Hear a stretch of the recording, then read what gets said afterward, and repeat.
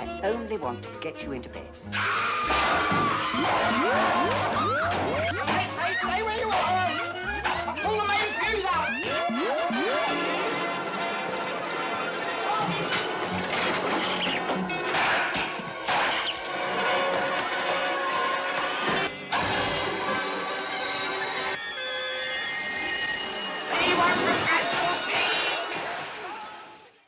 Hello and welcome to this video, and on this video I'm going to be ranking the Carry On films. The Carry On films are one of the most successful British franchises in cinema history. Not the most profitable perhaps, but the longest lasting, resulting in an incredible 30 films.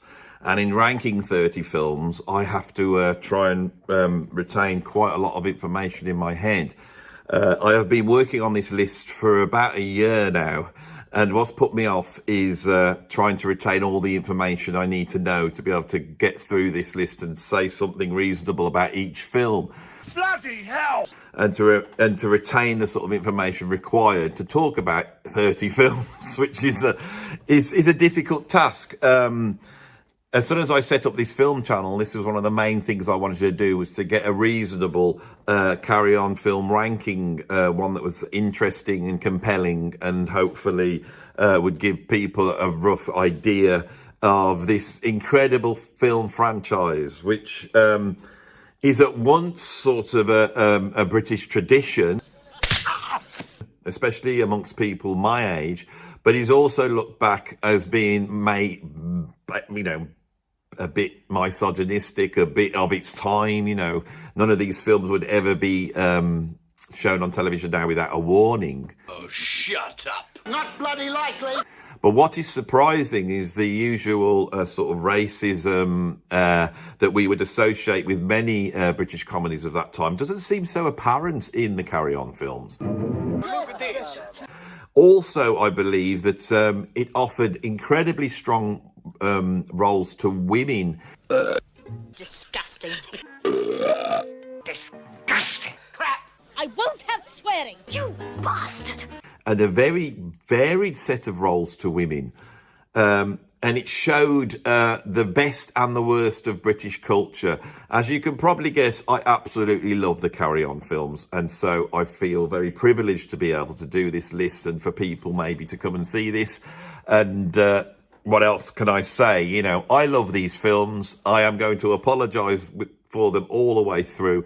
And hopefully at the end of this, you will see the reason why I love them.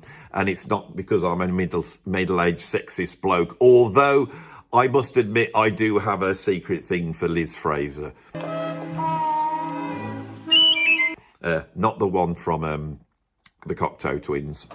I love her voice, though. I love both Liz Frasers. And this points to something that I think, if you were my age, growing up in the 70s, that you would look forward to a Carry On film. It would be full of all characters that you already knew. They were all very funny in their own way.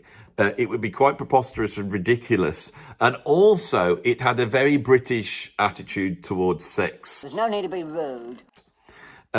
In which, when it's at its best, it's people trying to have sex but never succeeding. And I think that was the doom of the Carry On films. But we will get to that as we go through it. So if you're ready for a very cheeky, a very silly look at these incredible films, right, then let us begin. Oh, belt up. 30 films. Starting with Carry On Sergeant in 1958 and ending with the abysmal Carry On Columbus in 1992, which I didn't know whether the class as a Carry On film, but I have because I thought I will mention it. Now, my instinct was to put Carry On Columbus right at the bottom of this ranking, but I haven't. I've actually gone for Carry On Emmanuel. You're like a piece. So that number 30, that's the film we have, which was the last of the sort of classic franchise. It is a lampoon or a spoof of the Emmanuel softcore sex films of the 1970s. It's a really rubbish attempt at the Carry On to sort of try and join in with the sort of sex comedies that had emerged in the 70s, The Adventures of So Whoever and the Confessions of a So-and-so and all that type of thing, which have their lineage in the Carry On films, but were much more explicit. And although Carry On Emmanuel is far more explicit than a normal Carry On, it still doesn't go that far. It's set in France. We have everyone trying to do a French accent. The sort of French sex comedy genre that they try and bring into this just does not work. It does have some funny moments. Kenneth Williams is always amazing, you know, and Kenneth Williams' role is of he acts straight. He's obviously gay, and he gets embroiled with women, and you're not too sure where he's coming from. But it's always very different to Charles Hawtrey, which is the other gay man in these films, who seems to be much more outwardly gay, much more, you know, in possession of his own desires, but so much so that he seems to almost like gravitate towards the females. The subject of attraction is always preeminent throughout these films and dealt with in a comedic way.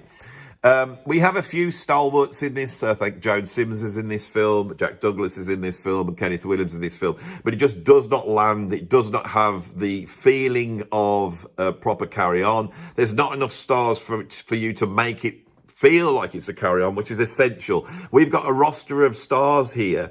Now, some stars, like Frankie Howard, would only appear in a few, but they were embraced as a Carry On star. It's a really odd thing. But obviously, the sort of Sid James, Kenneth Williams, Joan Sims, Barbara Windsor, these are your stalwarts. So there's just not enough of them in this film to make it feel like a Carry On.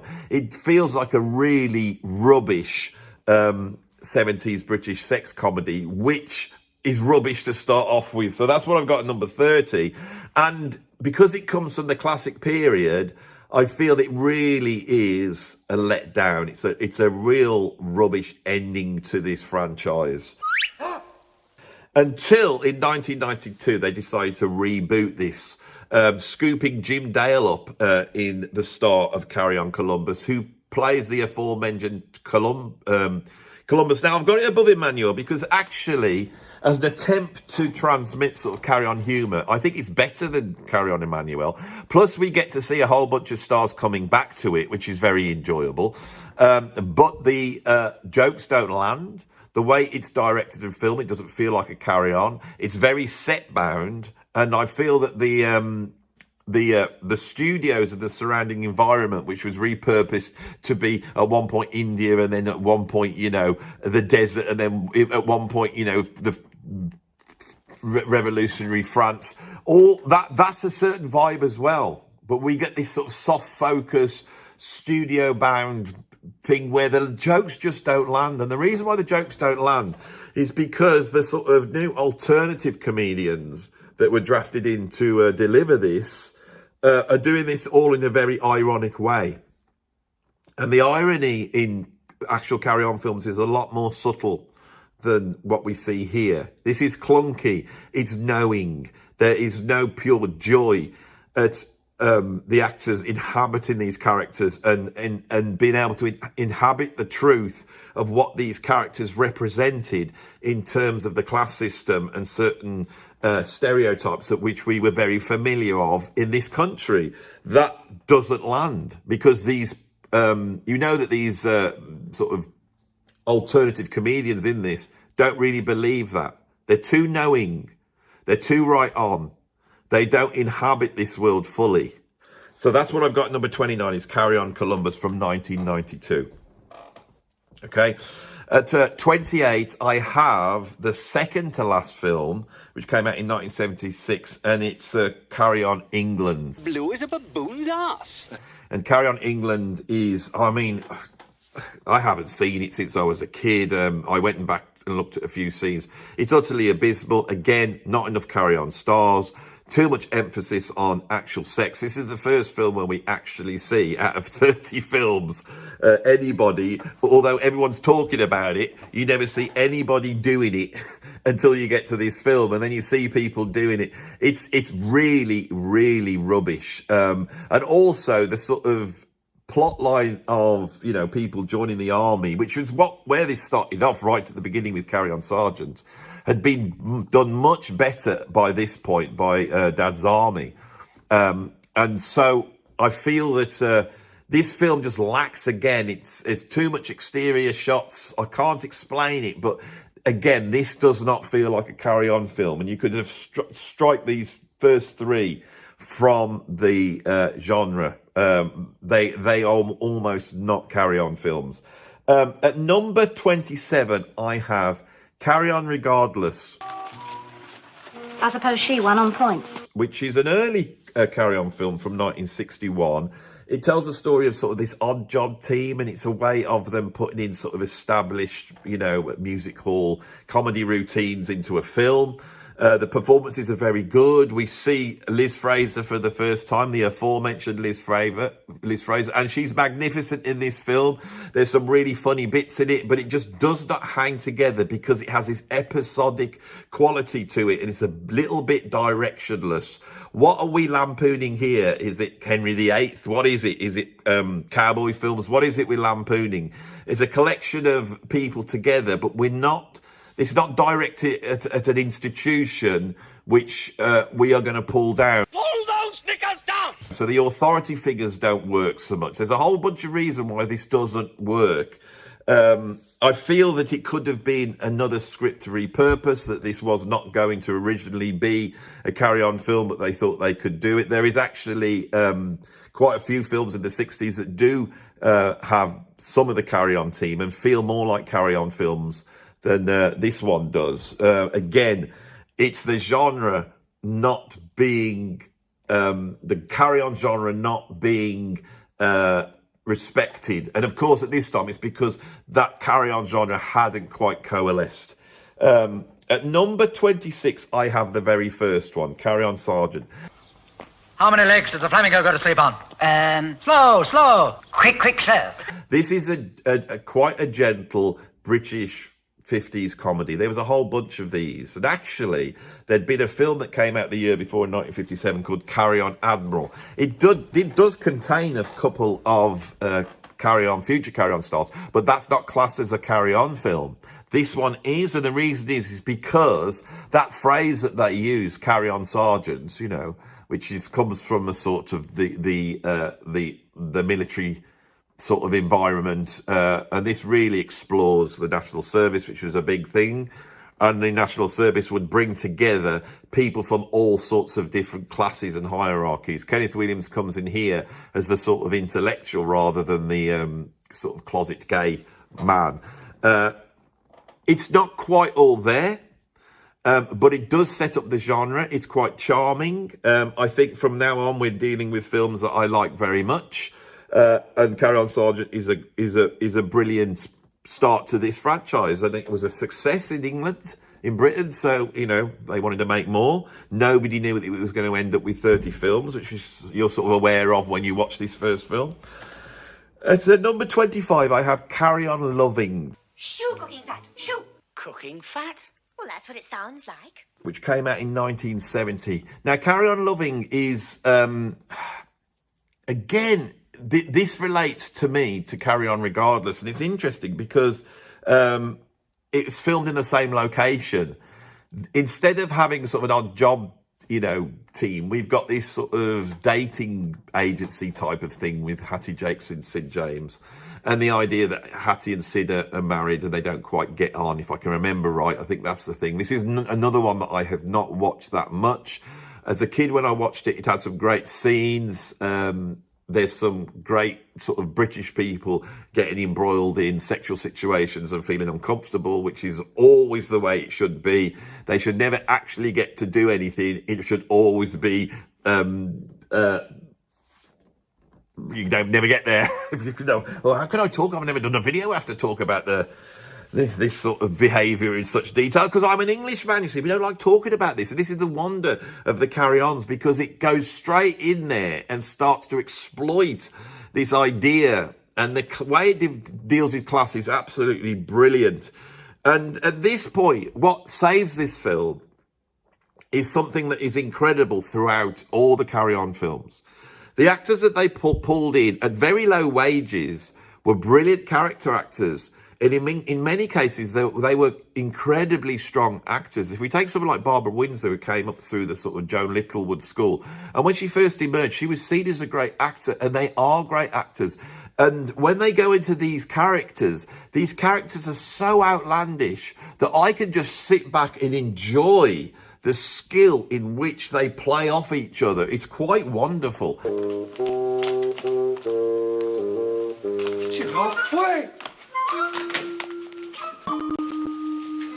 Hi. Come. Could you get me the Guinness Book of Records, please?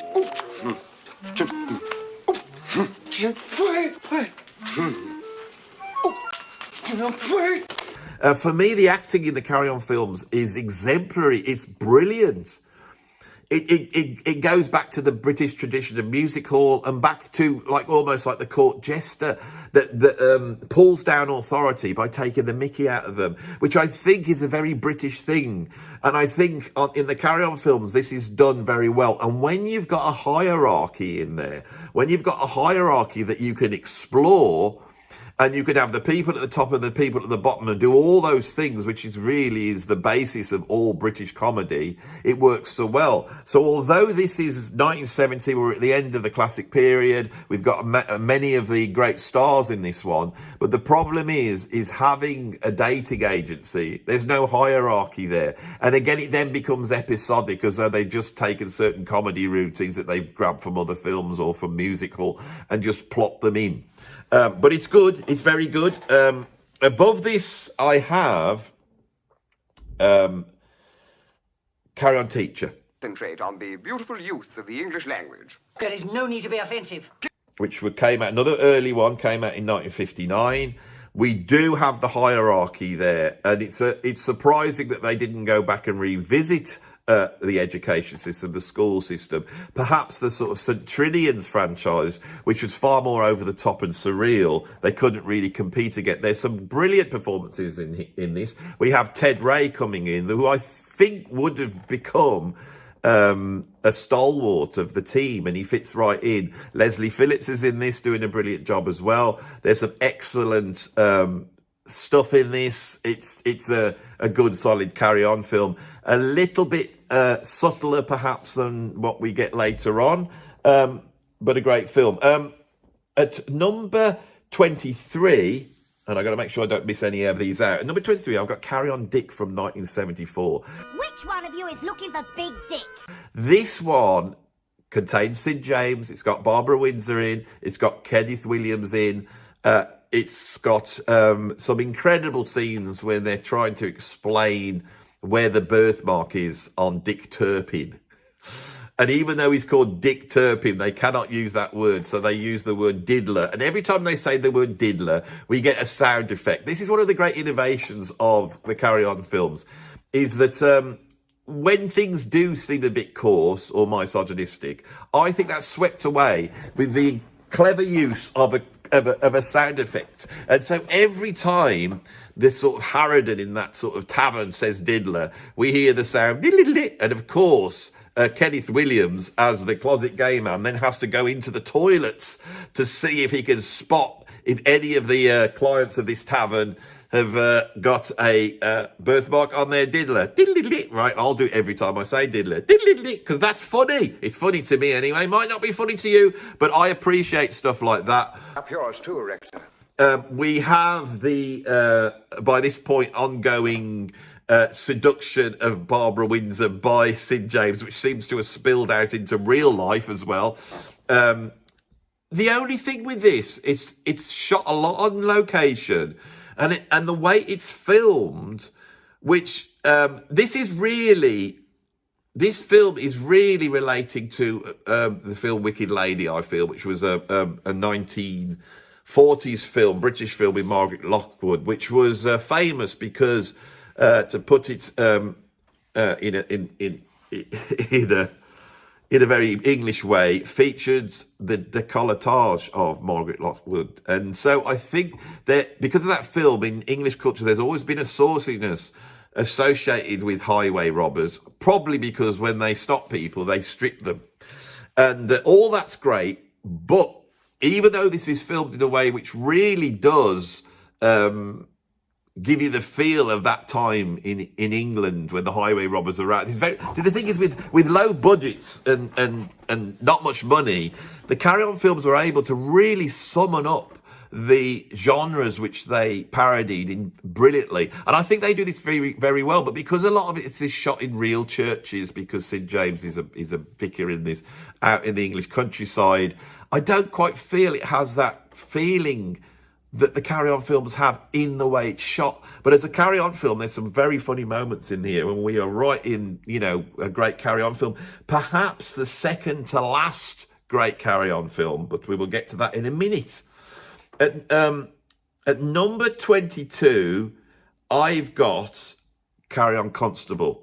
You stupid constable. Now, this is notable because Ted Ray, who had been in Carry On Teacher, he dropped out, and so they had to go and grab Sid James. So I believe this is Sid James' first foray into the Carry On films, and he comes in as the grumpy constable. You know, we've got the camp Charles Hawtrey as a policeman, which is absolutely brilliant. We've got the famous sequences where Leslie Phillips, Charles Hawtrey and Kenneth Williams get stuck in the nude and have to run around the police stations. And in 1960, we saw their naked bottoms, which was the first time there was any nudity in a Carry On film. And there was always a little bit of nudity. And if you were about 8 years old in the 70s, and like I was, you had all those little nudity bits stored in your head. And so when you saw in the Radio Times that there was going to be a film on, you knew exactly what was in store. And it was very exciting on a Sunday afternoon for there to be maybe the peak of a nipple. But the first bit of nudity is the male bottom. Now, I would posit that this could well be the first bit of nudity in any British film. Is that the case? I haven't done my research. I'll put it out there.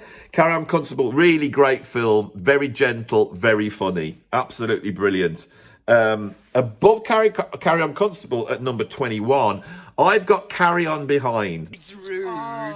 We shall do nothing of the sort. Now, this is basically a rerun of probably the most famous Carry On film and one of their most successful, Carry On Camping. But instead of tents, we've got caravans. There's a very strange story which involves L.K. Summer coming over as a sort of very liberated archaeologist who is working with Kenneth Williams, again, the gay man who is being tempted. It's all there. This is really, really good. It's a really, really good Carry On film. It is without doubt the last great Carry On film. It delivers everything that should be delivered in a Carry On film. But I think it wasn't a success at the time. So the Carry On team are going, whoa, what are we going to do? We just delivered what we do. And then their panic sets in. We get Carry On England, Carry On in Emmanuel, and then they're out, you know. But going back to this one, I enjoy this as much as Carry On Camping. There's some incredible sequences in this. Right, so Carry On Behind, 1975 at number 21. At number 20, I've got Carry On Nurse.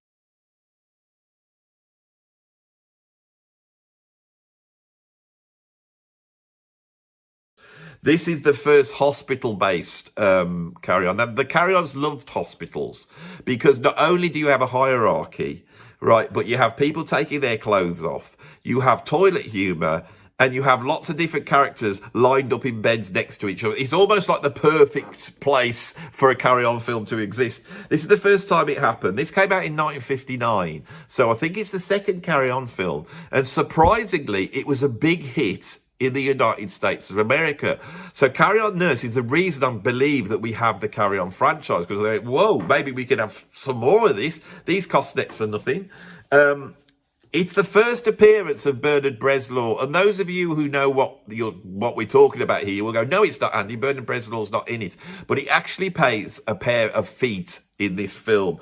It's very, very funny. I think the classic moment is Charles Hawtrey. Charles Hawtrey often delivers some of the best scenes in these films, and when he decides to play the piano in the hospital bed, it's just this is what we live for, these moments. This is great filmmaking. It's on a par with Citizen Kane as far as I'm concerned. I don't care what anyone says. It's wonderful. And to see the skill of someone like Charles Hawtrey able to sit in a hospital bed, mind playing the piano, which of course Rowan Atkinson did later on, it was all very funny, but the way he does it, and you watch his cheeky little looks to camera and all that stuff that is going on, it's absolutely wonderful. Obviously, towards the end of the Carry On franchise, he was so, well, let's say pissed, so drunk, not unhappy for the American viewers. He was so drunk at this time that he had to have his, like Marlon Brando, he had to have his script on pieces of paper, and it's quite funny. I do enjoy it, that every time Charles Hawtrey delivers a line, he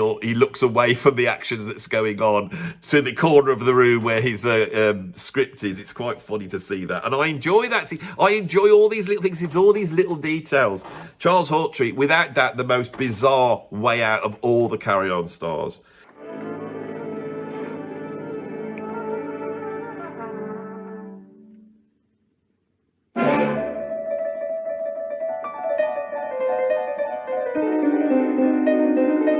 Of course, Charles Hawtrey, who was gay, was very close to his mother.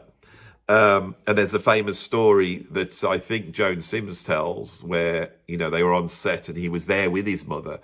And his mother put a cigarette out and dropped it into her purse, which then caught fire.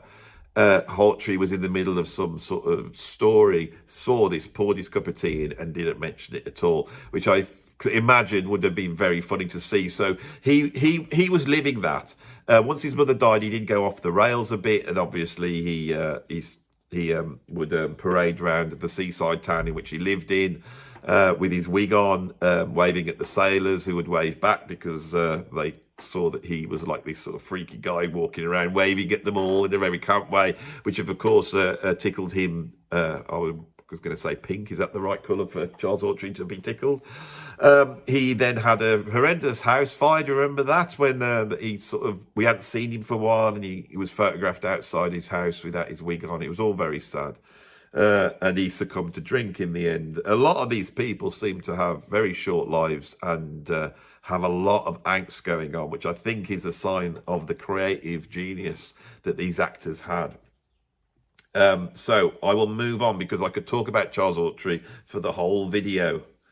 So which one were we at? We were on Carry On Nurse. So at number 19, we have Carry On Cabby. Oh, belt up. Now, Carry On Cabby can be seen as a reaction towards feminism. And sometimes, every now and then, Carry On would come in and try and deal with a subject like this in a really interesting way. And so I believe it's Hattie Jakes and Sid. They're married again. That always works. Sid's always out doing his cabbying. You know, he's always out doing that. And she's left at home. So she decides to set up her own cab company, which is called Glam Cabs, and it's all full of dolly birds, as they would have said at that time, including the aforementioned Liz Fraser and Amanda Barry, who would later find fame in Coronation Street. And so they go around, you know, flashing their legs at you know, British people and getting all the sort of fares, and then it all goes wrong, and they have to fight. They end up fighting each other, and it's a battle of the sexes.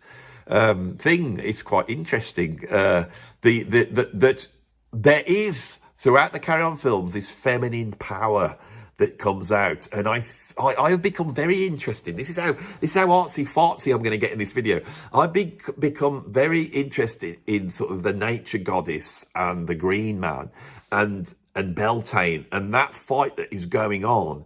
Well, not fight, but that sort of relationship between masculine energy and feminine energy. And I think there is a thing that very many British women have, which is like an alternative to feminism, but relates to feminism. And it is the drawing on the esoteric British past of the sort of white witch or even the Black Witch of a certain danger that is within femininity, a power, let us say, which exists out in the sort of esoteric foresty regions. And every now and then you see this emerging, and it's seen as quite, it's dangerous to the males, but it can't be fought. The man has to, even though they're trying to get their status up as being the man, they will always be pulled down by this. And this happens over and over again in the films. And it's most exemplified by Sid James with his sort of, and he's undone at that point. And that sort of feminine sexual energy related to sort of this sort of almost like pagan, nature goddess thing is very strong, and I find the female characters extremely strong at a time when you never saw female characters like that. And that is my apology for why these films are so sexist, and I hope that works. I don't know if it will. So that's Carry On Cabby at number 19. At number 18, we have Carry On at Your Convenience. Saucy? This relates to Carry On Cabby to me. It's basically a toilet factory. Well, it has to be, doesn't it? And it really explores the nature of the management worker divide. It really explores the sort of humour that is in the union system and the British union system. So it really explores working class British socialism, which it does brilliantly. But of course, these two, this Marxist proletariat and bourgeoisie, this is how intellectual this is going to be. This dynamic that we've seen in so many films and was a feature of many of the sort of angry young man films in the 1960s, right? That sort of dynamic that runs through it's brought together by a trip to the seaside. And a trip to the seaside is a very strong comedic device, right? Because it's a leveler. The English holiday, with all its kiss me quick hats and sticks of rock, really embodies what it is to be English in a way. And I think those sequences in themselves are absolutely wonderful. That whole thing's absolutely wonderful. And I've always felt it relates in some way to the Magical Mystery Tour by the Beatles, that there's the Beatles as well in their films, especially with that one, was able to explore English surrealism within this sort of localized situation. And it's high art and low art all at the same time. It's what English art does. It's not grand. And so often these types of films are never seen as being great art because it's not like Italian realism or the French New Wave. Okay? But I feel that there is a negotiation going on in these films. When we get to these now, when we get to the really good ones, where it's interesting. And anybody wants to know what the sort of class system was like, the politics was like, the union system in England in the 1970s, watch Carry On at your convenience.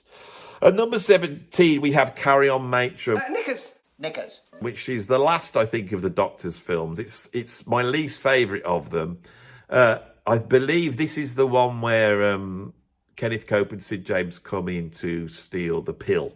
So we've got the pill, and then dealing with sort of another aspect of feminism, which was the freedom and autonomy that the pill supplied. So this is what's interesting, is how throughout the 1960s, which of course is this time of great cultural change, we have the Carry On films, which in their own way are pushing the envelope of what is acceptable in films, bridging that gap between the sort of censorship of the 1950s and the let it all hang out of the 1970s.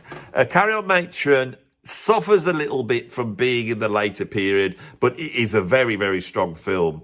Let's move on to Carry On, Follow That Camel, or as it was said in the States, Follow That Camel. Peace be on you. And peace on you too. So with the success of Carry On Nurse, I think what propelled the Carry On films throughout the 1960s was the desire to have a huge hit in America. And Carry On, Follow That Camel was called Follow That Camel because it was then able to be called Follow That Camel in the States and just present itself as a comedy film. It's absolutely great film. It's a great film. It's Follow That Camel explores the French, what they called. I forgot what they're called. That army that anybody can join. That was in the desert regions of Northern Africa, and it's called the French. I can't remember what it's called. I was doing all right up until then, wasn't I? When you got this amount of information in your head, and then you come against something that a term you've been saying for the whole of your life without any problem whatsoever. The Foreign Legion. You see, you just got to give. I've learned how to get around this now. You just have to relax and let it just appear. The Foreign Legion. So it explores all that. We've got lots of belly dancing. You know, we've got lots of marching through the desert, all that type of stuff. Hallucinating. It's got all that. Lots of English people watching sort of dusky beauties, which we saw in From Russia with Love. It seems to have a little bit of that in there as well. This is not liked amongst many people because of Phil Silvers, who was the American star they brought in to try and give it appeal in America.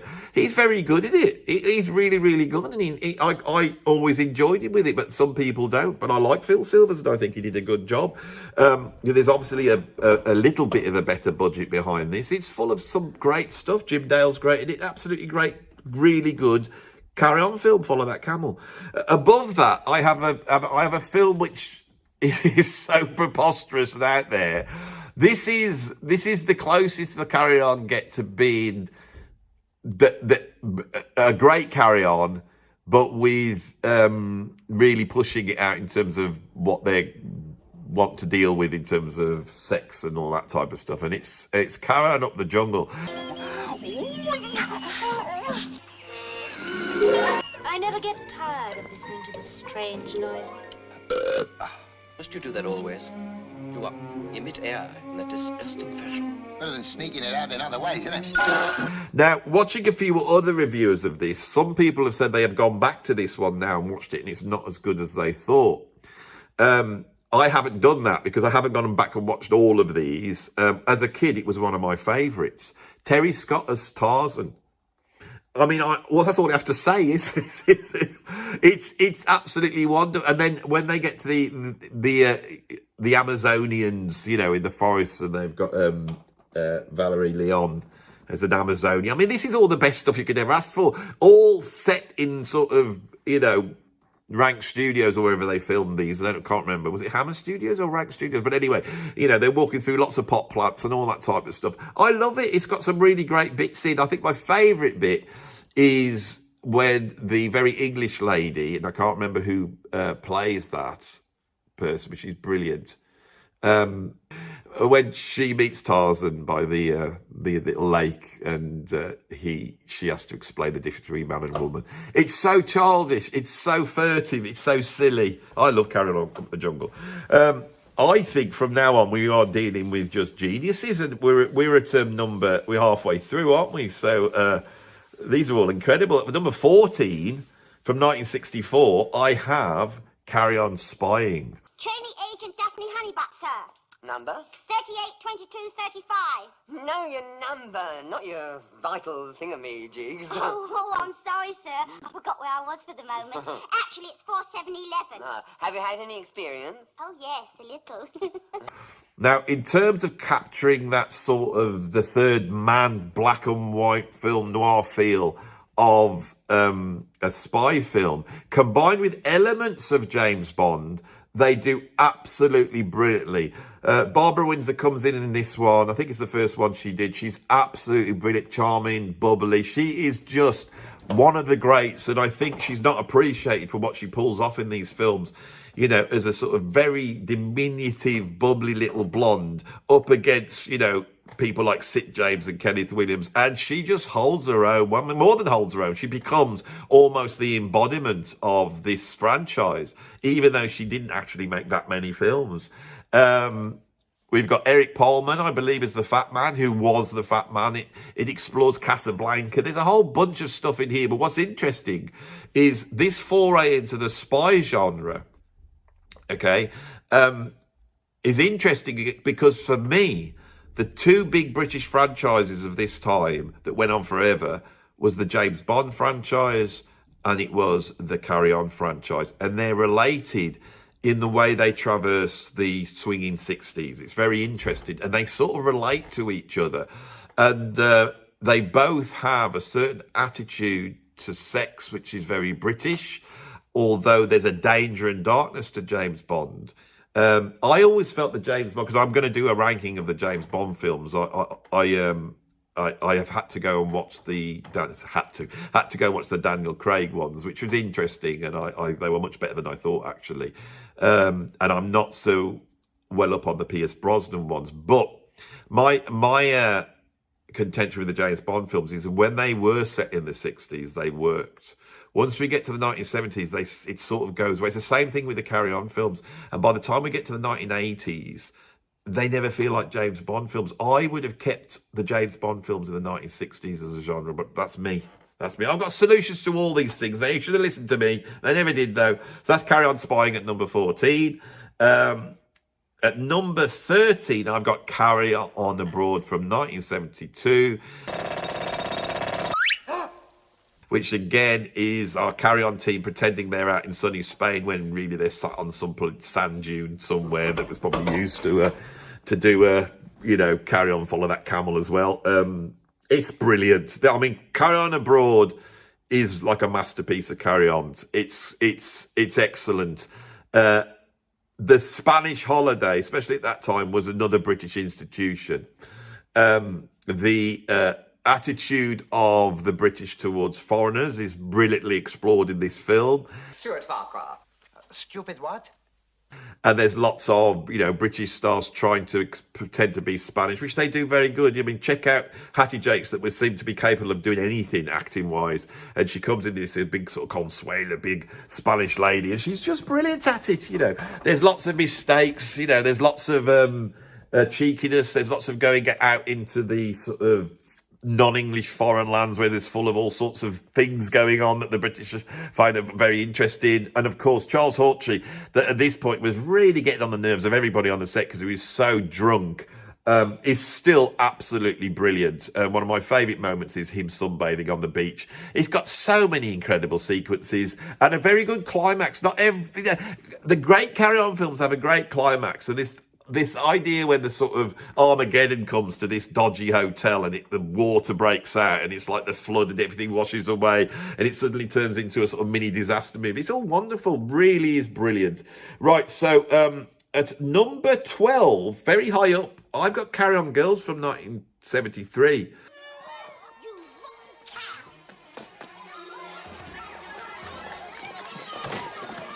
Now, this is the seaside genre embodied, and it covers a beauty contest going on in a seaside resort.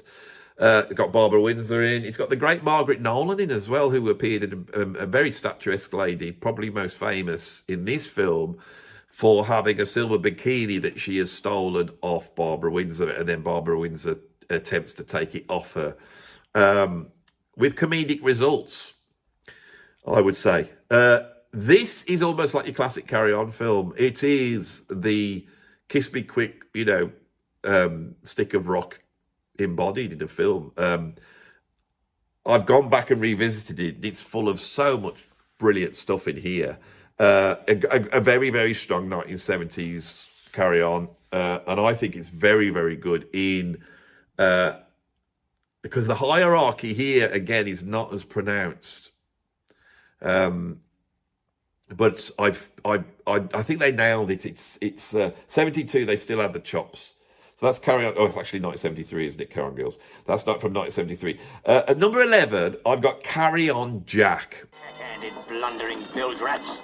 Now, this is an absolutely classic film. It's got Bernard Cribbins in. I love Bernard Cribbins. If you grew up in the 70s, right, Bernard Cribbins appeared on more Jackanories than any other guy going. And he could tell a story because he could just do everything. When my kids were little, Bernard Cribbins was nearly 90 or something, and he was still telling stories to my kids. Absolute, what a man. What an incredible man. He had hit records, he could act, he could do all sorts of things. And Cribbins is one of those that I say is like an honorary Carry On member, and he's brilliant in this. Now, this one also features a cross-dressing daughter of John Mills, Not Hayley Mills, the other one. Is it Julie Mills? I can't remember her name. Oh God! Well, it's got what the older of the Mills daughters, the one that appeared as a baby in the film that Noel Coward made with David Lean, In Which We Serve. See, I'm trying to show you I do know about this stuff, and I just can't remember her name. Somebody Mills, Hayley Mills, and I know the other daughter, the younger one, Hayley Mills, and that Mills. She's in it as well, cross-dressing, pretending to be a male soldier on this boat with hilarious results.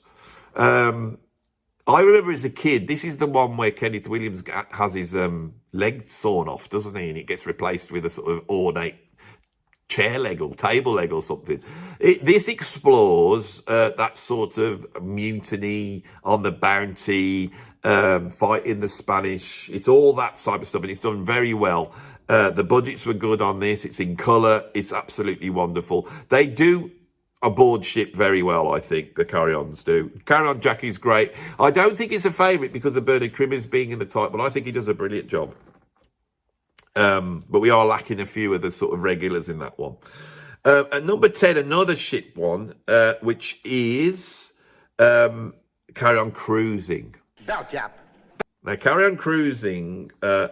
Joan Sims was ill for this film, so we have Dilys Lay replacing her at 4 days' notice and doing a brilliant job alongside Liz Fraser. This is just a brilliant film. Now, another incredible actor that also appeared in Carry On Cabby at this time was Esma Cannon. I'm sure you'll get stuffed. Eh? Esma Cannon is the sort of potty, diminutive little old lady. She's absolutely brilliant in this film. We got Lance Percival as the cooks, the chef, you know, in there, and he's great in it. Another actor that was able to step into this. Sid James is still, because this is quite an early film. Is this the first one in colour, 1962? I think it is.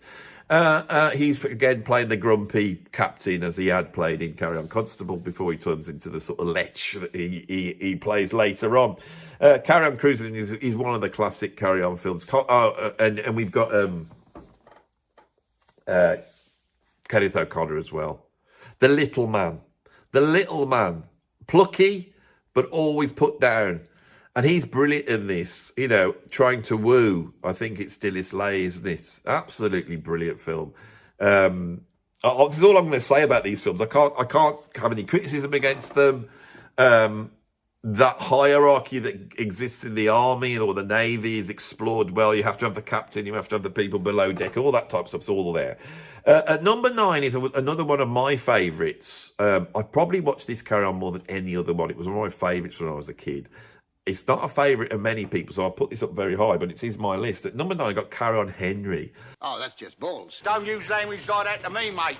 Which I really like. I mean, I have talked at length on my other channels about the history of Britain and how Britain negotiated the sort of liberal, tolerant, enlightenment philosophies that we all appreciate, hopefully, that have created the wonders, you know, that we have living in a sort of wealthy Western democracy.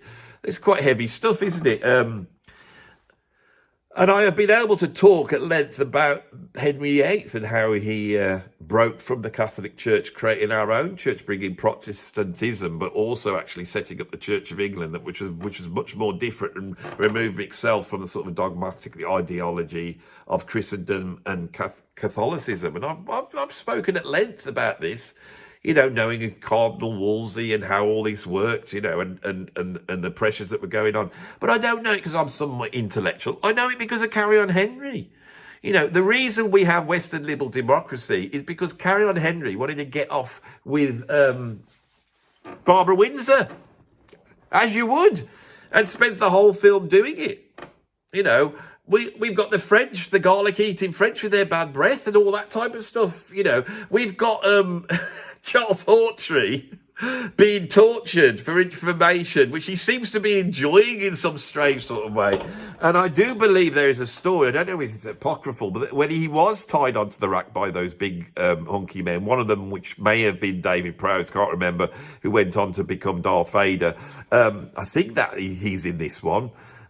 He got quite excited doing that scene. I love Carry On Henry. It brilliantly depicts that Tudor period. It's the visuals are better than the actual Henry VIII and his Six Wives film that had come out at a similar time for me. So it's spoofing sort of high art British film, almost like going towards Shakespeare in a way, but not quite, which I don't believe Carry On's ever did, probably because the seeds of the Carry On probably lay in Shakespeare, in the comedies of Shakespeare, but that's another video. It's too intellectual for me to get in here. And I'm nearly through this one, because at number 8, right, we now have Carry On Again, Doctor, from 1969. Do you wish an X-ray? Oh, I only want to get you into bed. Stay where you are! Pull the main fuse out! This stars Jim Dale, and it's famous for... this is the one where Sid James plays Dr. Nucky, and he's out in some dodgy setup in some foreign country, and he's brought in. I can't remember the plot of this one, because this is famous for Barbara Windsor appearing as this sort of glamour model, and she's fallen over and she's wearing that little bikini thing with the hearts on, just 3 hearts. And she sat there just with that on. And I can remember as a very young boy watching this, like, and going, oh my God, what's she got on? And then Jim Dale comes in to examine her, and he's all over the place. I know that she's got a name, which is something like, they're very glamorous sort of name. But her real name in the film is Maud Boggs. See, I've got that bit of information. And I hope that there's some sound effects. You know, I don't think there's been any sound effects till now. Should we have some? How about this? And how about this? How about this one? Okay, and we might be able to do... I'll kick the camera then. What else? What else could we do? How about this one? There we go. A little bit of sound effects humour for you, to cover up the fact that I have not done this perfectly, but I knew I wouldn't. And we're at with 50 minutes. I wanted this to be an hour long, and that was a real trial for me to get through 30 things. I'm trying to time it right. I don't want to just rush through them. I don't want to just go off on tangents like I am now. Get back on. We're nearly there. We're on the home straight now, because we're now on number 7, which is Carry On, Don't Lose Your Head. What's that? What did you call me? A Weasley-faced little runt. I quite agree. Again, one of these ones that in America was called Don't Lose Your Head. This is the most, from production value point of view, the highest one. It's incredible. It's brilliantly done. The Carry On films are at their peak. This sort of Scarlet Pimpernel thing that they explore is absolutely brilliant. It's a masterstroke to have the Scarlet Pimpernels played by Sid James, who's that cheeky chap was able to put on not only sort of that posh aristocrat thing, but also fame, almost like camp thing, which is very interesting. And then, of course, to have the hard man, the nasty man, played by Kenneth Williams, to upturn it like this. This is really top Carry On. And there's so many brilliant things. Probably the greatest scene is when they go to the parties, which is the rerun of the tavern scene in Carry On Dick, you know, and they're trying to work out who the Pimpernel, Scarlet Pimpernel is. Although I think he's called it's called the Black Fingernail, isn't he? In this, can't remember. A lot of stuff to remember. Stop apologising for you. Nearly there now. We got just classic ones coming up now. At number 6, we have Carry On Cowboy. The night is young and we're not too old. Why wait for fate to give you a shove? Now, the Western genre is the genre to end all genres, except for maybe horror. Carry On is just brilliant and able to go in and lampoon these genres so well. it could have gone all wrong because there's a lot of American accents to happen in this film, blah, blah, blah, and all that, you know. So we've got Kenneth Williams doing the sort of American sheriff because he's put in the position of power. You've got the Rumpo kid played by Sid James. This is just, what can I say? This is the greatest British Western ever made. And that just tells you how great these films are and how easily it would for it to go wrong. You know, these films that were made in probably like 6 weeks, you know, in and around the studios where they were built, you know, they were filmed, and for them to come in with the brilliant British film industry, you know, on starvation wages basically, and pull something together that looks like this, it's quite incredible.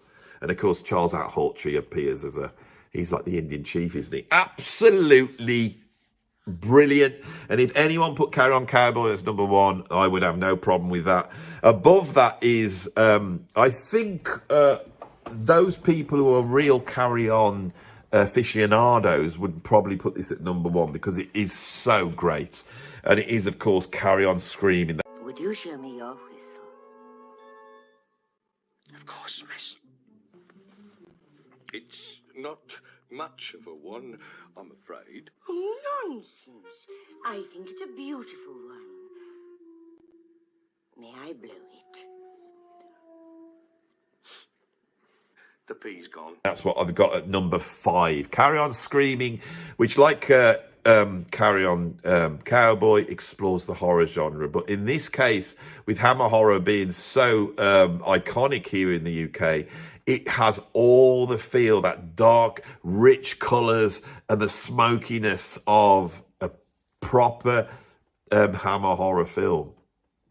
And they're able to go through a whole bunch of different genres. You know, it has a little bit of a nod to like the Addams Family, or maybe even the Munsters. In this, we have this family there with Kenneth Williams as some sort of vampire, and then his wife, who is this sort of vampire character. You know, before what was that lady that came out who used to do Elvira? And she's brilliant, and that's played by the great female actress that played that role, which I can't remember. Right, we're nearly there. I'm running out of steam. My brain's getting fried now. Number 4, I've got probably the most iconic Carry On film of all time, which is Carry On Camping. Bloody hell! Arthur! What can I say about it? You know, what's the most famous sequence in Carry On history? You've got to think we've got 30 films here.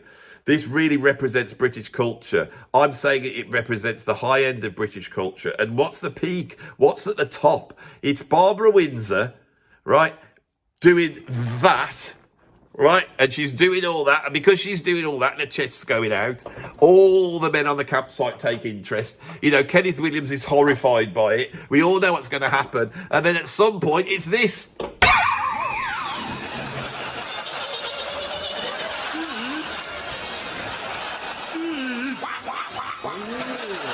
Right? You don't see anything.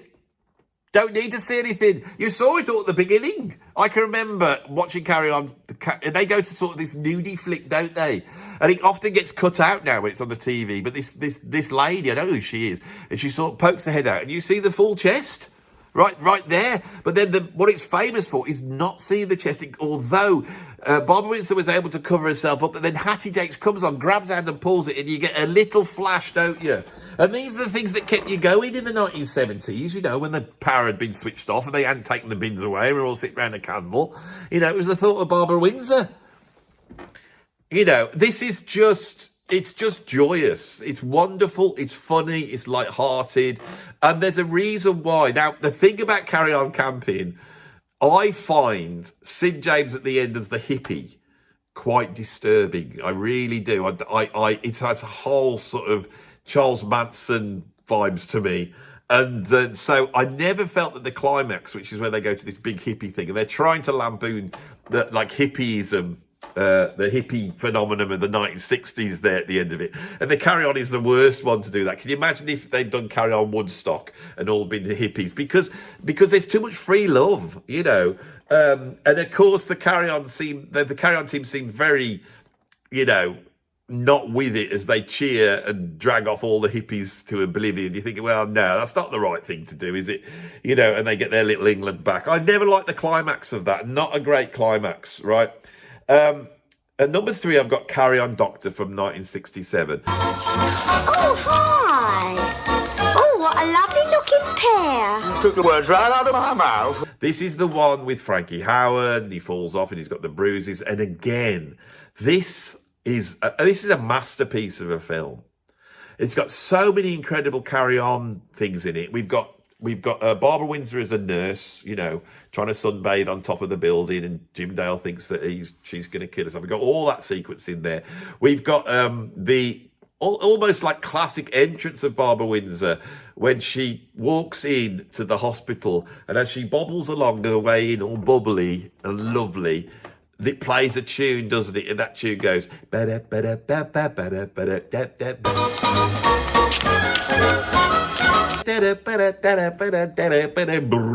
And this is just, what is going on? You know, it's just pure magic to me. I love it. I just love it. It's just joyous and wonderful, and it's irreverent. It's one of those anyway. Bloody brilliant. Carry On Doctor is almost like your classic Carry On. It has to be a Doctor film. But within this, we have the Great Revolution, the Great Marxist Revolution, don't we? Where the patients revolt against the doctors, and they enact their revenge on the bourgeoisie, the hospital bourgeoisie, don't they? They give Hattie Jakes a bed bath, and they do an operation. It's horrific, you know, because they're not going to take it anymore. All right, so this is again, like Carry On at Your Convenience, this is another one where they look at that class divide and they go for the sort of revolutionary working class attack on it. It's all embodied in this bloody film. Absolute brilliant. Whoever came up with these scripts is brilliant. Right, so what have I got at number 2? This one is just iconic. At number 2, I've got Carry On Cleo. Oh, shut up, you silly old faggot. Amanda Barry returns after a bit part in Carry On Cabby, and there she's a Cleopatra against Sid James Mark Antony that goes over to Egypt, you know, to see her get out of the old milk bath, and he does all that. This is just absolute classic stuff. Brilliantly done. And we also have a bit of a lampoon of sort of caveman times, because apparently the British, when the Romans, they were like cavemen trying to invent the wheel, you know, and all that type of stuff. And yet when we go back to the cavemen, it's all very, you know, sort of the standard working class British family. A little bit of like the Flintstones. I don't know if the Flintstones was first or this was first. I hope that this was first. Of course, we have the great Shakespearean scene of Kenneth Williams as Caesar being stabbed to death. Although it doesn't happen wherever he had it. Well, it's not there. It's in the sort of Vestal Virgin's place, isn't it? And as they stab him to death, he says the classic line, "Infamy, infamy." They've all got it into me, right? So, which is absolute brilliant, right? And I think I delivered that pretty well. I should have been in a Carry On film. This is quite obvious. And this is why I'm doing this list, you know. And so, at number 1, what is the greatest Carry On film in my opinion? It's Carry On Up the Khyber. Kindly shut your kegel. Get rid of this idiot. Fuck you. Off. The British in India dealing with empire, you know, dealing with the hierarchy, which is the British thinking they're the bosses, but they're not really the bosses. The bosses are really the Indian aristocracy that lives there. The working class sort of Welsh soldiers trying to guard the Khyber Pass, which of course is Cockney rhyming slang. It's just pure genius. You know, the idea of the fakir coming in with an extremely buxom assistant and all that bit, and then they have no interest. They want to get rid of him. So what does Bernard Bresslaw turn around and what does he say? Fakir off. Which, when you think this film was made in 1968, the year I was born, you know, and they've got an F joke, you know, it's quite incredible. This film is full of so much brilliance, you know. The idea that the British could hold back the natives by exposing their private parts to them, it's just full of so much wonder. You know, Charles Hawtrey trying to guard the Khyber Pass against these huge, great, big, hulking, Indian fighters, played by Bernard Bresslaw in blackface or at least brownface, right? And you should have got an Indian bloke to play that. No, you get Bernard Bresslaw to play that, the great Bernard Bresslaw, the only person who could do it. This film is absolutely classic Carry On Up the Khyber.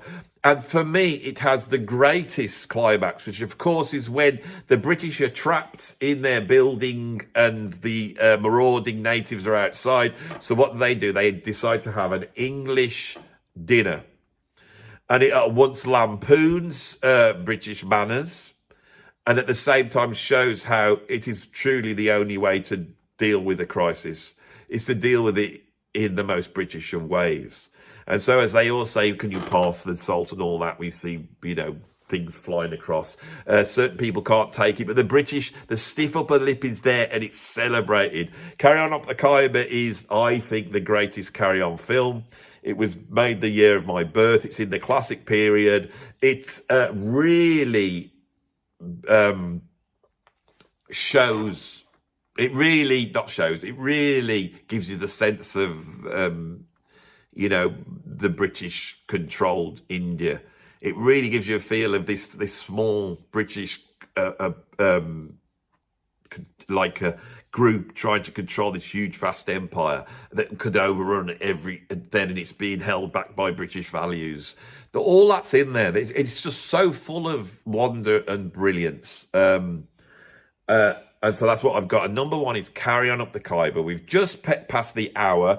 I don't think I did a terrible job of that. I'm glad I've got this out the way because this has been something I've wanted to do for a while. I hope you enjoyed it. I hope I've come up with something that is a little bit more compelling because I did have a look at the other people who've done this. And if they basically just sit there with that DVD box set and go, at number 12, I've got that. And then at number 11, I've got that. And they've got a list of facts. And I hope that I have been able to bring my YouTubing skills to this essential list. I feel like I've done the most important list I've ever done on YouTube ever. Is this one? No one will be watching it because it's on my new film channel. I'm not telling anyone about it. If you're watching this, you're one of a privileged, esoteric few who know about this channel and how much fun it is. And why is it fun? Because of stuff like this. Thanks for watching. Subscribe and like and all that type of stuff. And I will see you on the next ranking video. Thank you very much. Oh, you didn't have a very close shave this morning, did you? Don't worry, darling. I will before tonight.